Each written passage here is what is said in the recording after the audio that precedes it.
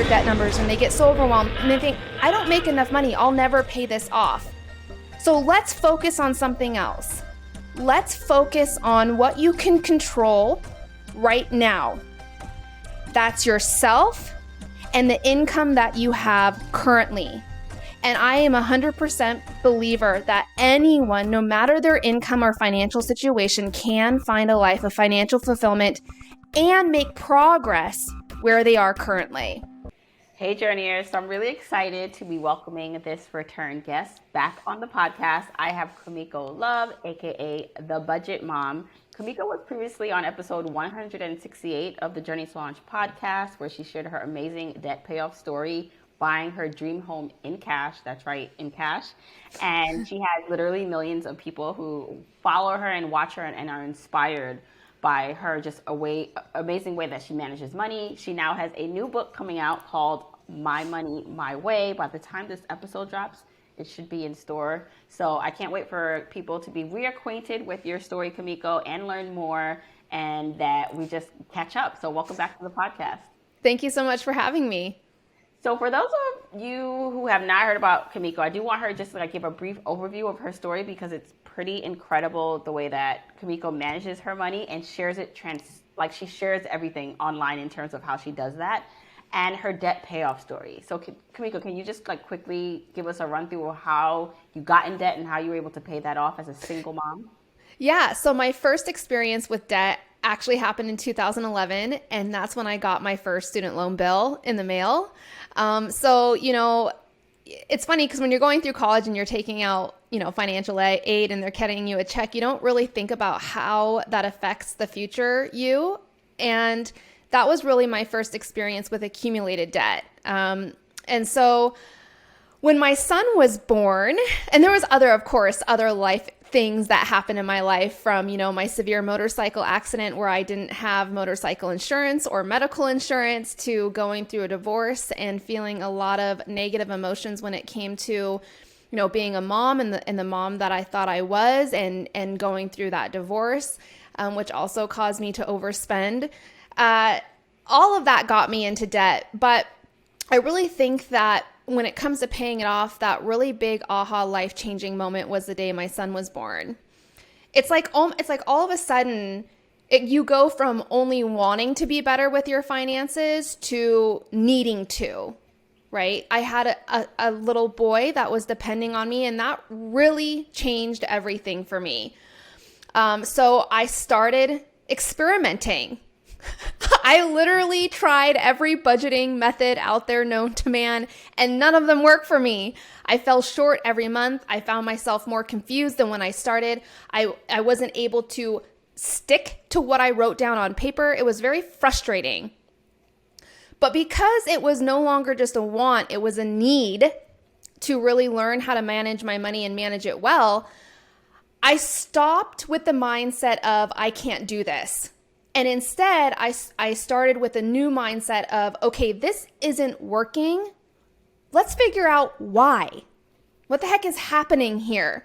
And what I recognized was that I was blindly following all these steps, doing all this robot work because I was being told that's what I had to do, instead of focusing on myself and what really works for me. And that's how the Budget by Paycheck Method was born. And that's what I used throughout my entire financial journey. When it comes to paying off debt, I started where everyone starts. I started by making small payments, $20, $25, whatever I could do.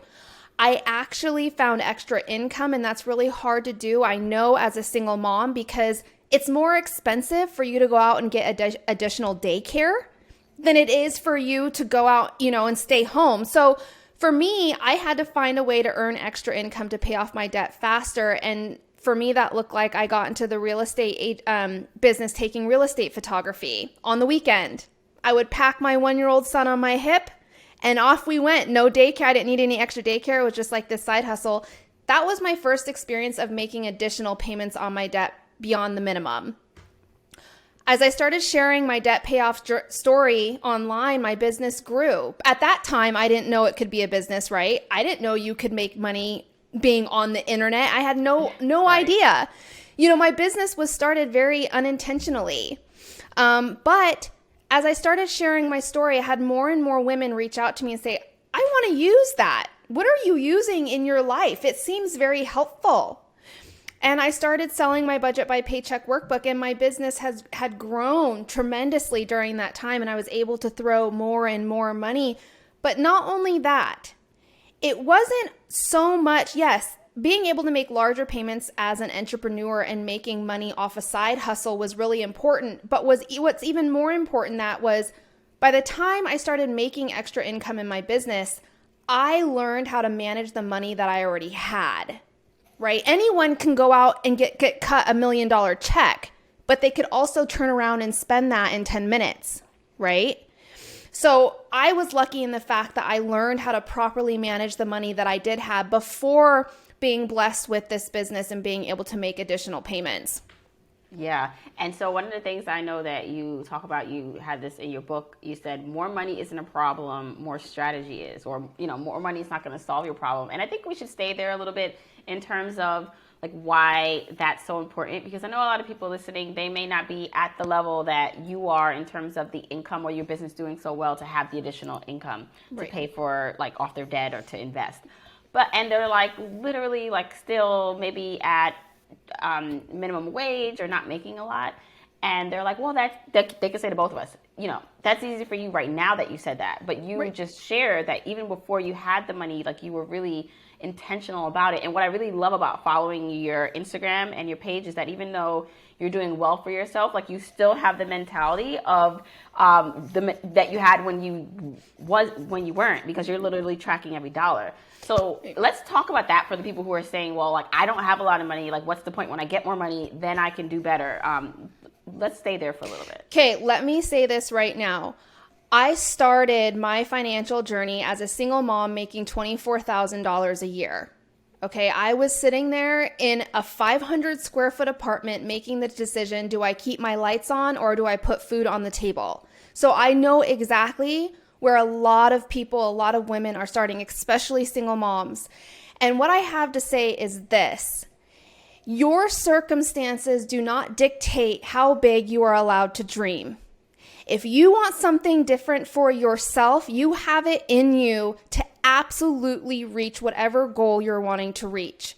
That said, like you said, even now I'm a lot more privileged. I'm a lot more blessed, right? My financial situation is very different. But what was the most important? Yes, paying off my debt was important. Buying my dream house in cash was important. But I always say the most important thing about my journey is all of the amazing things I learned along the way. And I'm not just talking about money here. I'm talking about myself. The things that I learned about myself, the hard questions that I finally had the courage to answer honestly about what was happening, why I was spending the money that I was, why I was out there swiping a credit card knowing in my heart and gut I could not even afford the minimum payments. All of these things come down and boil down to one thing, one common denominator.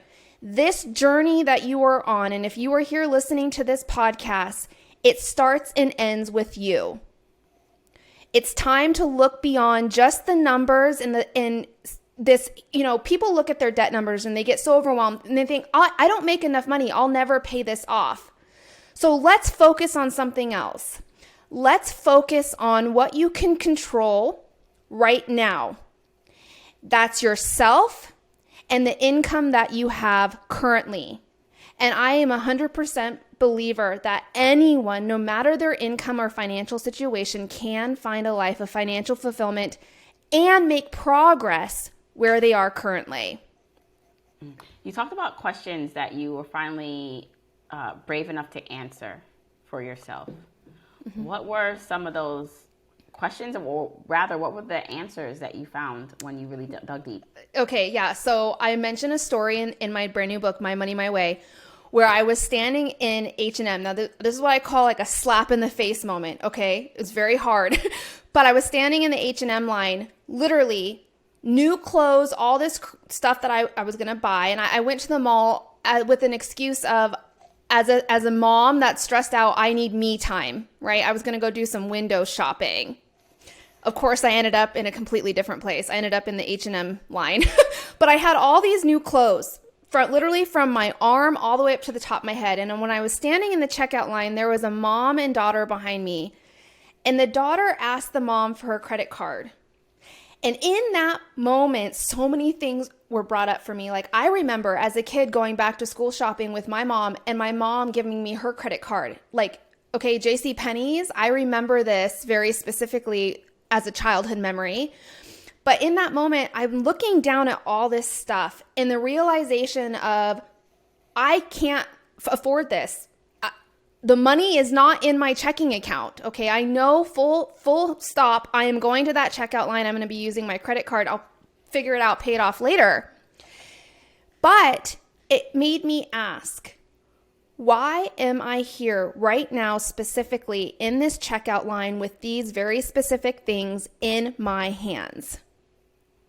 And that led to the self-discovery of that I did not feel comfortable in my own skin. I would never felt like I fit in. I never liked the way that I looked. And so what I did is I went out and spent money on all these clothes, hoping that fixing my outside appearance would fix what was happening on the inside. For me, clothing and the way you looked was everything. I thought that was a representation of who the person was.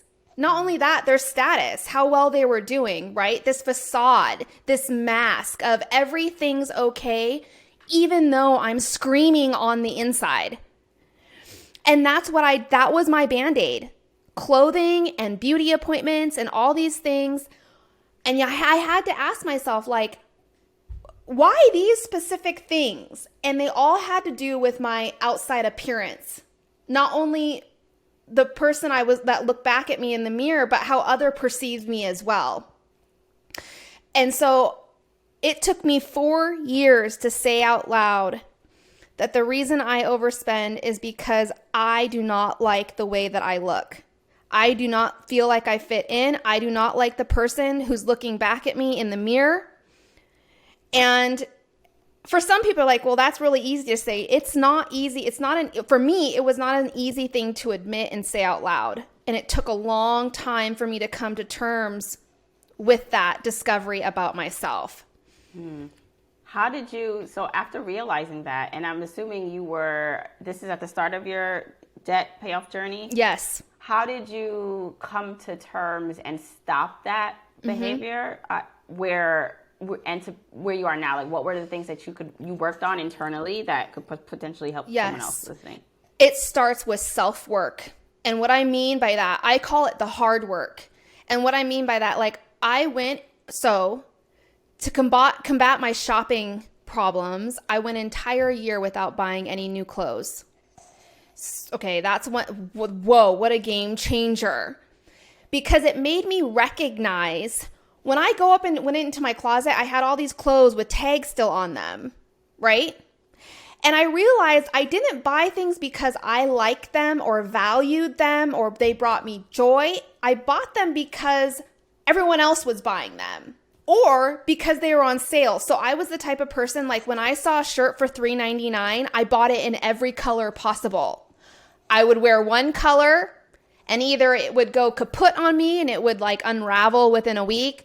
And then I would leave all the other colors in my closet with the tags still on them. And this was a pattern I recognized when I was forced to wear the clothes that I already had and to recognize, holy crap, the articles of clothing that were still in my closet with the tags still on them, which was like 55% of my closet. So I forced myself into an uncomfortable zone of not buying new clothes.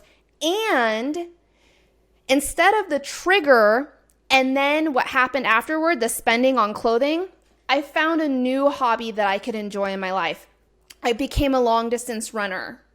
And I always say long distance running saved my life. And the reason I say that is because it taught me that I could bring something that brought me true joy and I could replace it with maybe a bad habit that I was falling back on as a Band-Aid. So not only did I do no clothes for a new year, I found a new hobby that I could then, when I was feeling sad, depressed, guilty, I had shame, I was having a bad day, my son was stressing me out. Okay, we've all been here as a single mom. Instead of giving myself the excuse of, I'm going to the mall for some me time, I would put on a pair of running shoes and I would go for a run. It's absolutely free, but oh my gosh, psychologically and mentally, how therapeutic that was for me. I didn't want to cut you off, but finish your thought, and I want to come back to something you said. So also after that, I had to do something very difficult. I had to embrace my natural self. What I mean by that is I had to get rid of the tanning appointment, the lash appointments, the eyebrow appointments, the nail appointments, my hair salon appointments. I stopped. And instead, I started focusing on loving who I naturally was. So, we all get to the point where we look in the mirror and we're like, gosh, my natural skin looks horrible. I'm going to put on some makeup today. That's not what I did. Instead, I said, you know what? This is who I really am. And I love myself no matter the flaws, right? And it's literally like these affirmations. And I had to look at myself in the mirror while I was doing this, right? I had to really look at that reflection of the person I was talking to. And so I did. I got rid of all of my beauty appointments, all of this, and I started focusing on learning to love myself in the way that God made me. And when I started doing that, there's a bunch of things that I discovered that I loved about myself. And those are the things that I focused on. And that's really what built up my confidence and the ability to be able to say, you know what? I love the person that's looking back at me. Wow. Okay. So those are such practical things that anyone can think through what they can do. But I love that you talked about channeling your energy, like when you felt like that impulse to go shopping, to do something else. And I think anyone right now, maybe if they can dig deep and see like, wow, this is a pattern or a negative behavior that is not helping me reach my goals. What is something else that I can do to help, switch that out, is amazing. The other thing, as you were talking about like loving your natural self and embracing like not getting your hair done or your nails done, eyelashes, all that. And I just feel like it's such a mixed message society that we live in. I mean, I think just ultimately there's this we are taught as women we need to look a certain way and have to be something or be more, right? Mm-hmm. But I find that it's almost like when I first got into like the personal finance space and learning about this stuff, like I wasn't into that. It was about spending less, and I was fine with that. And I find that depending on where you are in your journey or how secure you feel, right? Like you get these messages now that, you know what, you should treat yourself because, we have been oppressed or sold messages that we can't enjoy the things that we like. Like, why can't, because someone may be listening and saying, I like getting my nails done. And like, right. It's not maybe from a place of, I don't like self-loathing. It's from a place of this makes me feel good. Right. So how does one distinguish like, yes. and like really lean into the things that like they yes. do love, the femininity things, like most of those things, thank God, like I'm not into because then I would spend a lot more money. So part of it is I'm just like lazy. So I get to save money that way. So like, I don't want to go to the salon. So, but for some women, it's a big part of their life and they don't want it to be taken away. So right. how does someone reconcile like it's their self-worth they deserve versus stripping away all of that? Okay. Yes, I totally understand that. So let me say right now, first and foremost, I am wearing eyelash extensions right now. Okay. So I will just say that right now. But here's the thing. In order for me to understand, truly discover the underlying reasons that were affecting my bad spending, I had to strip it all away and start at the beginning. Okay. Now this was in the beginning of my journey, right? Since then, and by the way, I was spending on all of these appearance type things for all of the wrong reasons. Not because it brought me joy, but because I felt this made me look better. Okay? I was doing it for the wrong reasons and it was affecting my budget in the wrong ways. And at that time, I hadn't learned how to properly plan and prepare for spending on things that bring me value and joy in my life. It was on a whim. It was, I do not care if I go into debt for this. I need this and I need it now because it is my Band-Aid, right? Since then, okay, I budget. If you follow me on Instagram, you'll see in my beauty budget category, I budget for my eyelash extensions and something else that I value and really prioritize in my life, tipping. Okay, I tip very well for the services that I do go to, and that's important to me. And because it's a value, I put it in my budget. But what I meant when I said I had to get rid of all that in the beginning is because one, I wasn't spending for the right reasons, and two, I had to strip away every layer to get to the true cause of my spending. And that for me meant getting rid of all of these things I was spending to create this Band-Aid in my life.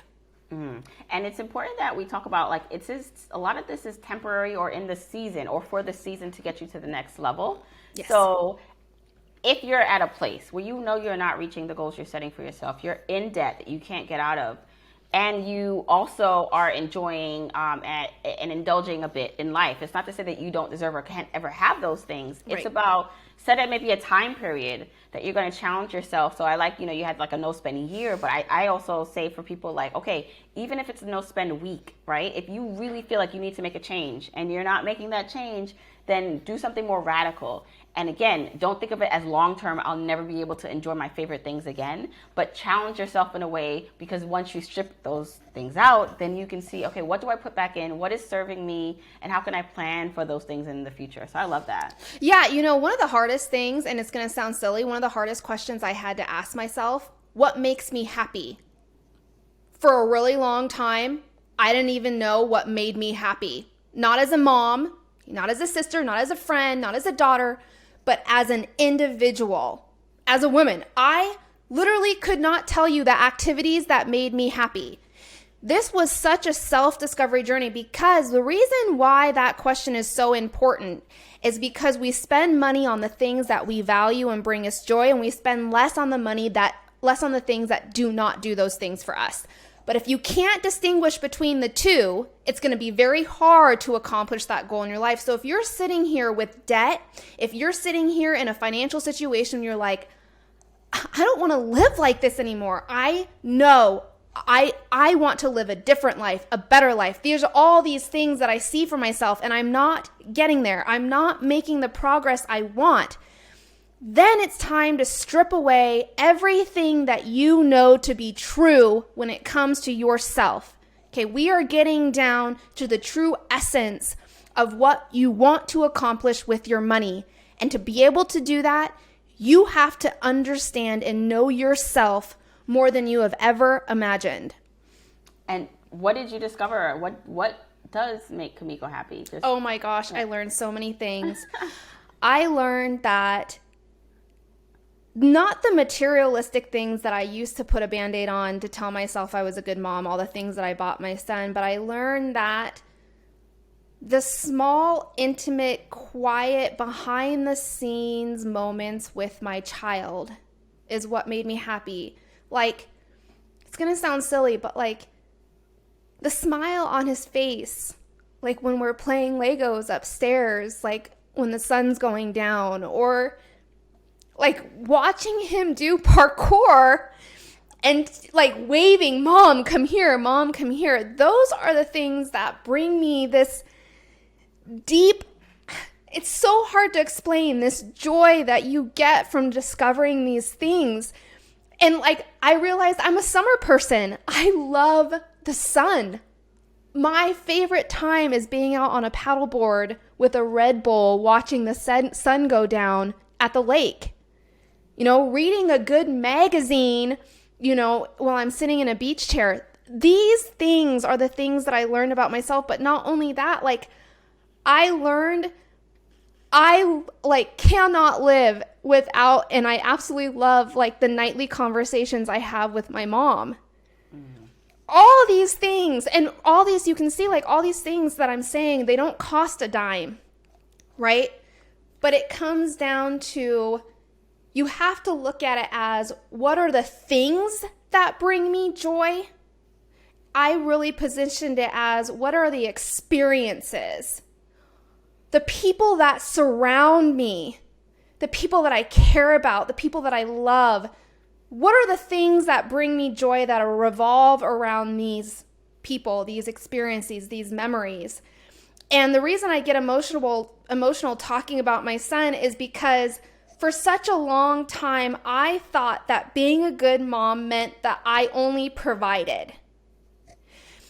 And that, for me, I found that it's not just about providing, but it's about this relationship, this bond that we build with our children outside of just providing. Like, my son will come to me and he'll be like, Mom, you're my best friend, you know?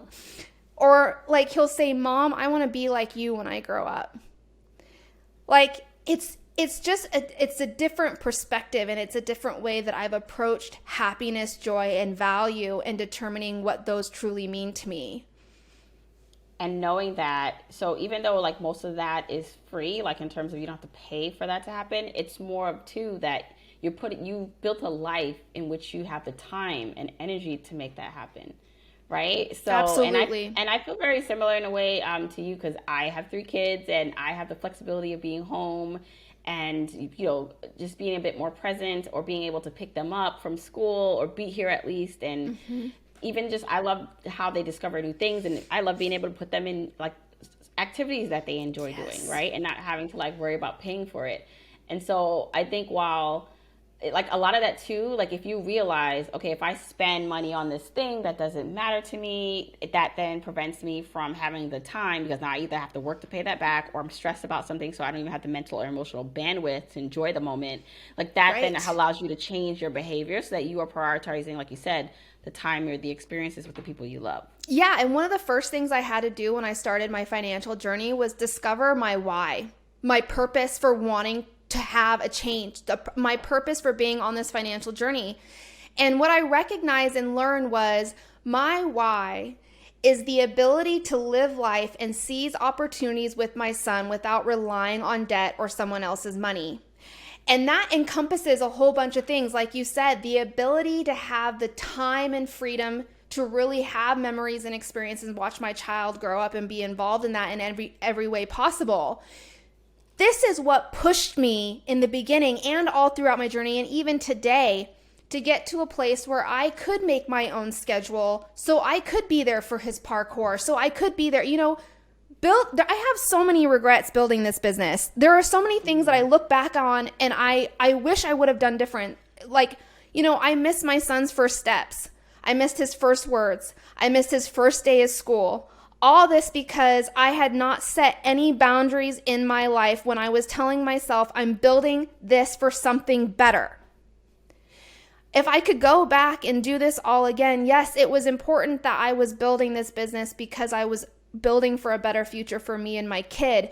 But I could have set boundaries. I could have said, you know, work does not take over your life. It's not working 23 hours a day. Right? It's not hustle, grind all the time, which I did for 6 years.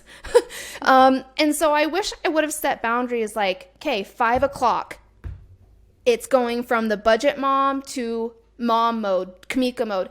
That's another thing that I learned to get into business really fast. That. Let's go there. No, we can stay here for a bit, because I think this is really important for women and working parents to understand. Yeah. So I learned for a long time Kumiko Love and the Budget Mom were the same.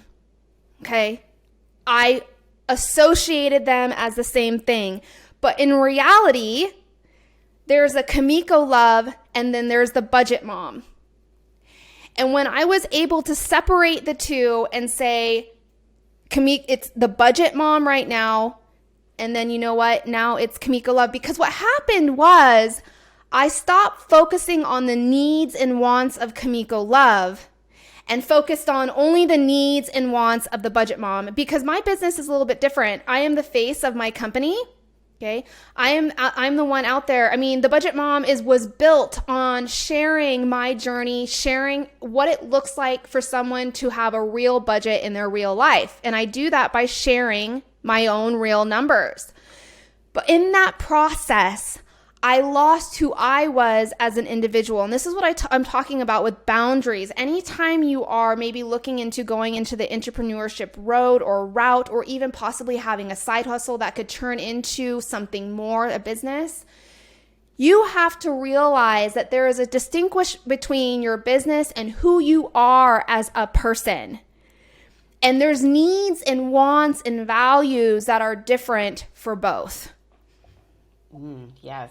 And do you feel though, so I know like hindsight is 2020 and looking back now you feel that way, but do you think you would have reached or gotten to where you've gotten to without the grind and hard work and working overtime?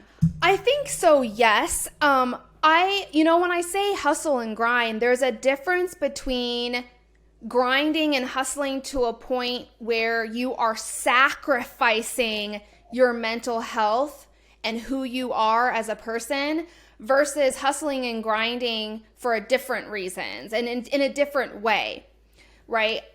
Oh gosh, my business was so chaotic in the very beginning when I look back. I mean, we truly took it day by day, and I do think that we could still reach the level of success and where we are today if I still put boundaries on what it meant to hustle and grind. Right, if you defined it in Yes. a way that, yeah. No, it's good to know, because it's like sometimes you can look back and be like, well, like if I should have did this differently, but then would that have taken you on a different route? And maybe that route, it still could have took you to us sitting here today talking about your new book, right? But it could have been in a way that just was more fulfilling. Right. So and then I feel like there's a lot of journeyers who listen who want to build a business, who want to make money like outside of their job, or even they have 9-to-5s and they're not 9-to-5s, they're like 9-to-9s that are demanding. Yeah. And because they have these external financial goals that we both talk about, they're like working hard to reach them. But one of the things that we talked about quickly before we press record was this idea of financial fulfillment. And so I want you to explain what that is and how we can start to measure our success on this journey with that internal metric, or no metric, but a feeling versus like the numbers. Right. Yeah. So the whole goal of my brand new book, My Money, My Way, is I hope that every reader of that book comes out with financial fulfillment and what that means to them. So, one of the things that I noticed on my journey, and the reason I wrote this book because I felt like I needed to say something. And it really stemmed from, I noticed so many people out there blindly following these financial steps and processes, but not truly understanding why they were doing that. And without defining success and value for themselves. So financial fulfillment happens when we take a deeper look at the thing that this all starts with, yourself, and it ends with you and yourself. Financial fulfillment is 3 different things. It's clarity, stability, and confidence. Okay. So financial stability is having options in your life. And the reason this is so important is because a lot of the times when we are blindly following someone else's steps, or like you have to do it exactly this way, okay, 1 through 10, you cannot deviate from this plan. What happens is we do not give ourselves the proper financial options in our lives that is personal to our own situations. So financial options, what I mean by giving you an example, for a long time, I was told I need an emergency fund, okay? The only thing I was supposed to have was an emergency fund for unexpected expenses. But here's what happened.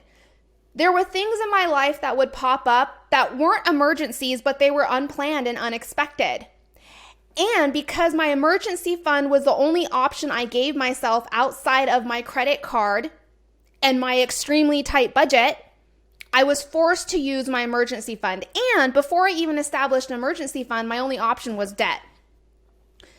Do you see how you're backed into a corner based on the financial options that that you give yourself. So financial stability, the ability and freedom to have options in your lives when it comes to the way that you manage and spend your money. Number 2, financial clarity. This comes down to answering that very important question, what the heck are you trying to accomplish with your money? And not only that, how do you define success and value in your life? I feel like if people truly, honestly understood this about themselves, their financial plan will write itself. And a plan written by you for you is a plan that is meant to succeed. Instead of depending on someone else to give you the answers, you are now going full force on a financial plan that you have built based on the things that you value and you care about and what you are trying to accomplish with your money, which is the most important thing. And then all of a sudden, this self-comparison trap that we find ourselves in, like, oh, she paid off $5,000 in debt this month. Why aren't I doing that? I must not be doing as good as her. I'm not succeeding the way I should be. I'm not, you start doubting yourself. You start with all these negative thoughts that run through your head. All of a sudden, those disappear because it no longer matters what everyone else is doing because you have defined what you are working toward and what matters to you. And you will clearly see when that happens and this plan writes itself, you go in with so much financial confidence that you are making the right decisions for yourself that it does not matter. Other people's opinions, other people's journey, it does not matter. Instead, we use them for inspiration and motivation. And then financial confidence, financial clarity. We talked a little bit about financial confidence. That's the ability to say and walk with your head held high that you are making the right decisions for you. And so I really do think that those 3 things anyone can accomplish no matter their financial situation and circumstance. The thing about my new book, My Money, My Way, and this foundation of financial fulfillment, and it truly is a foundation, I give you the foundation to be the most successful that you can be based on who you are as a person. But it's up to you to do the building. I don't want to give you all the answers because it is not my job, and it will not be the best for you if I answer for you or if I give you all the options. All of these things that you have to answer and really build for yourself, you are the person that knows that. No one in the world can give you those answers. And so that's really what financial fulfillment is about. Yeah, you're so passionate. I love it, Kamiko, because this is I can feel it through the screen and through the microphone, how passionate you are about this and how you really care. And I gotta say, I've done a lot of interviews, and it really comes down to people who have been really successful on their path to whatever goal they've set, and ultimately it all comes down to knowing thyself. Mm-hmm. And the internal work. The external work is important, but it's that internal work and really figuring out the right questions that you should ask yourself and having being brave enough to do that and being brave enough to answer them honestly, because I just feel like it all stems from the internal work. And there are questions, I was saying that sometimes we don't want to go down that path. And I just also feel like it's important to note that the journey is, for me and most people, never ending. Because one of the last questions I want to ask you before we wrap up and tell everyone where they can get your book is, like I said, I'm inspired that you continue to be as vigilant and diligent as you are with your budget, right? And I want to understand and know for you, what is the ultimate goal for yourself? What other financial goals are you looking to achieve? Do you feel like yourself you've reached the fulfillment level that you need or want?